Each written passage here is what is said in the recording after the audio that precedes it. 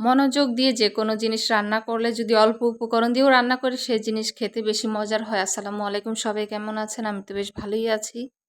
আজ বেশি কিছু দিয়ে পাস্তা রান্না করব না, খুবই কম উপকরণ দিয়ে পাস্তাটা আমি রান্না করব। প্রথমে আমি পেঁয়াজ কুচি, তারপরে কাঁচামরিচ কুচি ভেজে নিয়েছিলাম। ভাজা হয়ে গেলে তারপরে আমি একটা ডিম দিয়ে দিয়েছি, তারপরে একটু কিছুটা ম্যাগি মশলা দিয়ে ভালো করে নাড়াচাড়া করে কড়া করে ভেজে নিয়েছি। ভাজা হয়ে গেলে তারপরে এই তো পাস্তাটা আমি বয়েল করে নিয়েছিলাম, তারপরে শেষে পাস্তাটা দিয়ে ভালো করে নাড়াচাড়া করে নিব। আজ বেশি কিছু দিব না, অল্প উপকরণ দিয়ে রান্না করেছিলাম। তারপর কিছুটা টমেটো সস দিব আর সয়া সস দিব, দিয়ে এখন ভালো করে নাড়াচাড়া করে নিব। আর অল্প উপকরণ দিয়ে অনেক সময় পাস্তা রান্না করলে বেশ মজার হয় খেতে।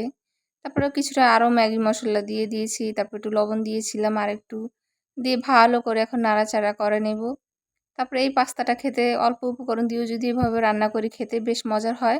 ট্রাই করে দেখতে পারেন, বেশ ভালো লাগবে এরকম করে যদি রান্না করেন একবার।